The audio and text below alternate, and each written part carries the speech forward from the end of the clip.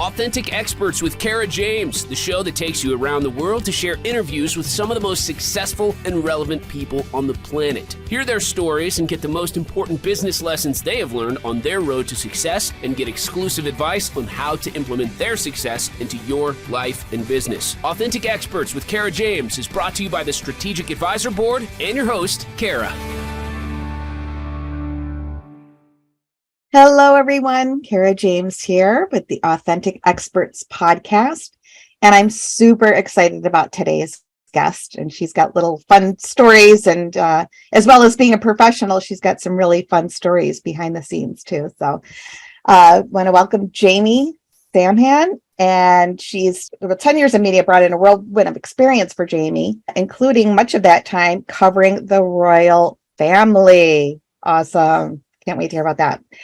And while traveling to Australia to report on Prince Harry and Meghan Markle was fun, Jamie eventually became burnt out and knew that she needed to start something new. So she started innovating the wellness industry for herself and others. And we can't wait to hear all about what you're up to, Jamie, and what you have to share with the audience. Welcome. Thank you for having me. I'm really excited to be here. Absolutely. Thrilled to have you. Yeah. So I almost just want to jump right in, right to the meat of it. Like, I want to hear about Meghan Markle and Prince Harry, and how cool was that? It was very cool, but also very stressful, as you can kind of imagine. Anybody who even just kind of glances at the news nowadays, there's something always going on with the royal family. And I live in Vancouver, so of course that's multiple time zones away from the UK, and also worked with Toronto, and that was where our head office was, and it was just very, very exhausting, but very unique. I got to travel around with them. Prince Harry and Meghan's honeymoon tour, where they went to Australia, Fiji, New Zealand, Tonga, was amazing, absolutely amazing. Got to do things that people probably never get to experience in their lifetime, and I'm very, very grateful for that. And I've learned things that you kind of only get with that hands-on experience. Sure, but yeah, it was exhausting as well. Yeah, no, I can imagine. Oh my gosh, I can absolutely imagine. But how great. I mean, even just to travel to those countries, let alone, oh yes, with Prince Harry and Meghan Markle. So amazing. So besides it being exhausting, what was like the highest moment, or what was, maybe the funnest part of it? Well, probably one of the high moments of my career covering the royals was just being able to meet the Queen. Now, when you're a journalist, you can't go up to them and be like, "Hi, I'm so-and-so, nice to meet you." It's still professional, and you're still kind of, behind the rope, and you're standing there observing and reporting on what's happening. So it's not like I got to meet the Queen and we're best friends, and I know what people imagine, maybe the access that you get, but being able to just be in her presence. She's such a tiny lady, or was a tiny lady, and she just has this kind of aura about her, and the way the crowd kind of hushed down as soon as she came out of it. It was just a very small engagement. It wasn't anything big, but just being able to experience that and just kind of see the clout that she carried, and just so calm and so poised, even in her 90s. That was probably the highlight of my career. Yeah, I would say, oh my goodness, absolutely. And that's maybe 0.1% get that opportunity, right? That is incredible.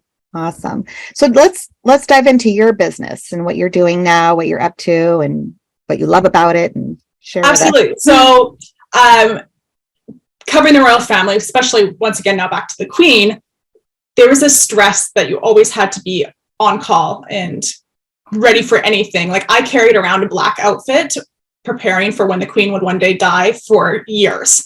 And just that kind of mental toll of constantly being on.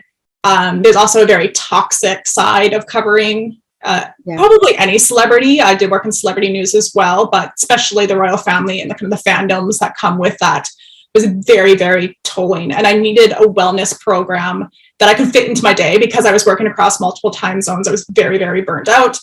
And I'm a mom as well. So, time is short. And, there's all these different programs. As much as I love Gwyneth Paltrow and Goop, and she has done an incredible job building that brand, those routines that she was recommending and that kind of society was going towards were not realistic for me. I didn't have hours a day to dedicate to something. I didn't have thousands and thousands of dollars to spend on a weekend retreat where I turn my phone off and nobody can contact me. Most people don't, right? Yeah, so, you're being real. I needed something that was manageable and personalized towards me. So after kind of doing some research and my company changed multiple times, I did eventually form HOP, which stands for Health Optimization Program. And it's expert-led, short-form content across all aspects of wellness. So another thing I really realized was wellness isn't just mental and physical. It's financial, it's sexual, it's nutrition, it's sleep. So we kind of really wanted to make sure that people can build up these habits towards bigger wellness goals. We're also, one thing I'm really excited about is we're going to optimize it with AI. So building in that program into it right now. Normally people would have to pay for a costly coach, which could cost you, again, lots and lots of money to have a coach kind of form a program that works for you. But with our AI system, it'll be able to kind of get over that cost barrier and help people form their own programs. I can't even wait. I'm in. Wonderful. We can't wait to have it. Absolutely. Yeah, you had me at sleep. And I'm not even a big sleeper, but you don't really hear a lot about that. You don't see, unless they're a sleep coach, or at least what I've seen. No, absolutely. And like you could have the best physical fitness in the world, but if you're not sleeping correctly or your finances are not in line, you're still not going to be well. So that's kind of the aim that we're going for. Exactly. And the finances alone, right? Keeping up in the middle of the night or just that stress, that daily stress. So, wow. Well, thank you for all you're doing for us, for us women. Not a problem. Yeah, we definitely have a love of female entrepreneurs. We're kind of juggling it all. And we just want to be able to provide this service for them.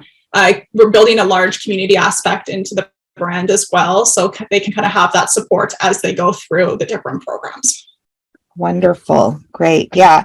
So how do you personally keep your energy levels up? I mean, it sounds like you have an awful lot going on. Making sure I schedule time into my day to take 5-10 minutes, whether it is to meditate, whether it is time to even just take my dog for a walk, making sure I have that kind of me time, as well as time with my children. I love actually taking them to their different activities and being able to be there when they come out and seeing how they did and their excitement for that. So finding those things that energize me outside of work. I also really, really love what I do, and I'm very fortunate. And even when I covered the royal family and worked in media, I did love that. So for many years, I think I was able to sustain that kind of level of work because I was enjoying what I was doing. But yeah, just kind of making sure I schedule those things into and reminding myself and always learning. I think learning is so, so important, whether it is learning facts about sleep and how to get a deeper, better sleep, or learning better ways to optimize my finances or my nutrition, balancing it out. So, yeah.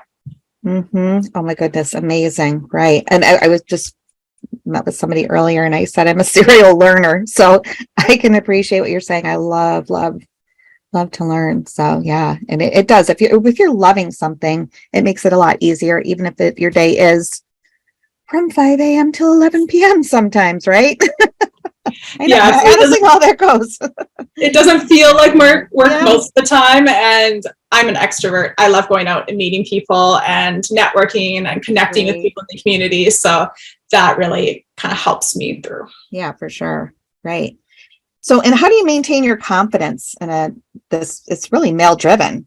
The tech industry is pretty male driven. So how do you? Absolutely. And confidence isn't something that came naturally to me. I was quite bullied when I was younger, which really affected obviously my confidence. And despite all of that, I was still actually in modeling.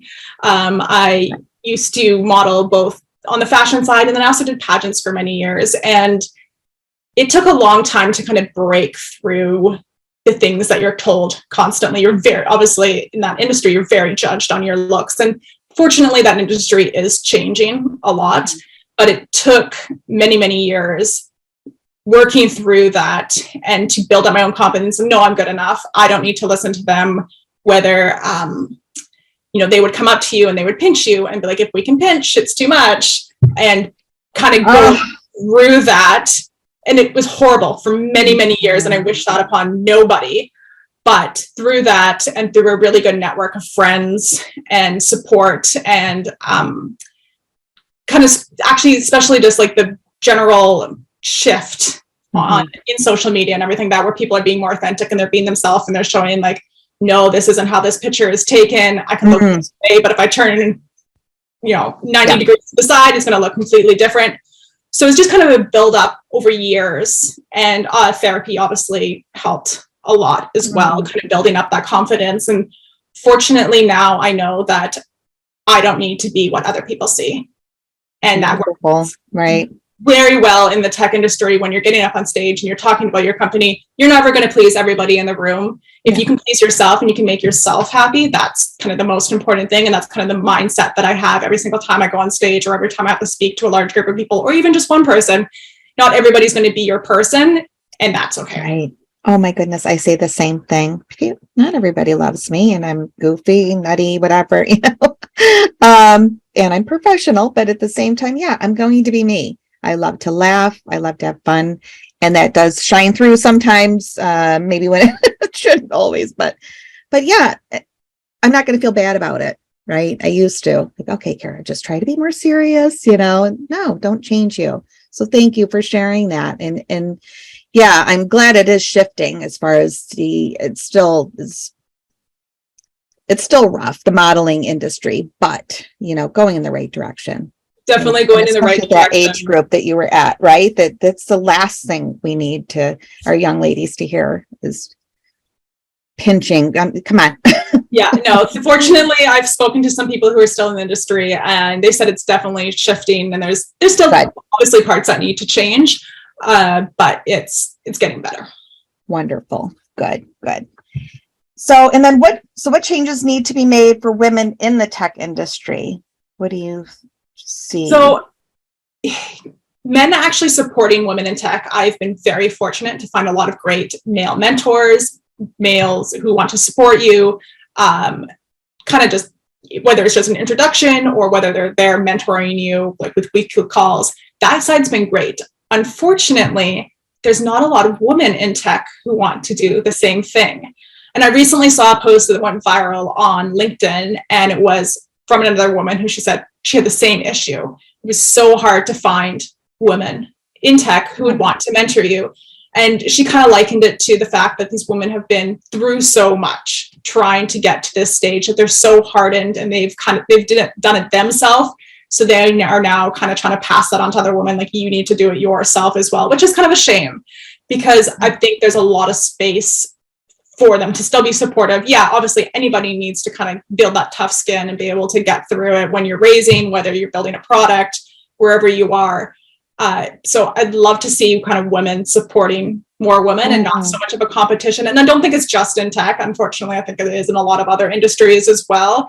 Women are great at saying that they support each other and they're great, but then behind their backs, there's still a lot of it that needs to be worked on. Yeah, great point. We don't hear a lot about this, or people don't bring it to the surface. And there's some great women, that being said, like for sure, some great women, but there's less that want to be supportive than maybe the men. Yeah, no, and yes, I agree with that as well. For the most part, I think it is, yes, let me help you out, let me support you, love what you're doing, that type of thing. But we definitely all felt that vibe of, nope, not going to help you. Figure it out, unfortunately. And following through, because so many of them will say, oh yeah, like to your face, or if you're in a room, yeah, I'd love to help you, and then you follow through with them, and that's just the no responses. Yeah, it can be hard at times, but at the same time, once again, going back to that confidence thing, it's not you, it's right. Exactly. Not a person's your person. Exactly. So it's been an absolute pleasure chatting with you. So tell us, where we can find you, what the easiest way to find you, and, about your program that you'd like, if there's anything more you'd like to add, let everybody know. Please, the spotlight is on you, and we want to know everything. Anything I forgot to ask, just the stage is yours. So Yeah, absolutely. So we are quickly growing right now, and anybody who wants to find us can go to our website. So hop-wellness.com, or on our social media platforms at hop_wellness. You can download us on the app stores. Like I said, we are quickly growing. We're also looking for experts. So if you go to our website and you are an expert in one of these fields and anything related to wellness, please fill out the form. We'd love to talk to you. If you are an influencer and you are interested in kind of doing an affiliate program, we're really big into collabs and working with other people. So please reach out to us. And if you have any other questions, once again, go to the website, email us. I will personally respond to you. Promise that. Oh, love it, Jamie. Love it. You're going to be flooded now. I'm fine. Everybody's typing right now. Oh my goodness. Great. I want in. Yeah. Oh, so exciting.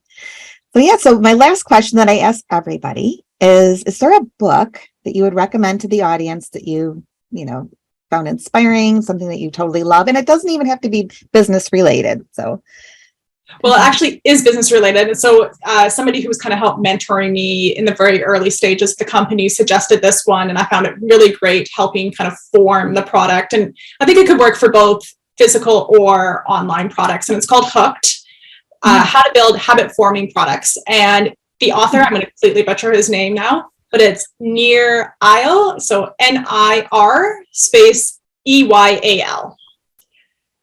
Okay. And it's a bright yellow cover. You can't miss it. But yeah, I definitely really recommend it. It's really great way it's laid out. So at the end of each chapter, there's questions that you go through for your own product and kind of relating that back to the information you just learned. So yes, I would definitely suggest people checking it out.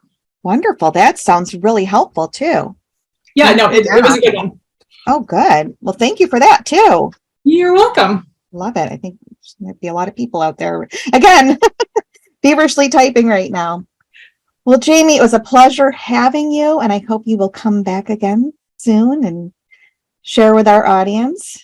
And we'll chat soon. Looking forward to it. Thank you. Thank you. Thanks for listening to Authentic Experts with Kara James. Please leave your feedback and visit strategicadvisorboard.com to get the latest and greatest business advisement on the planet. Follow us on social media for updates, and we'll see you on the next episode.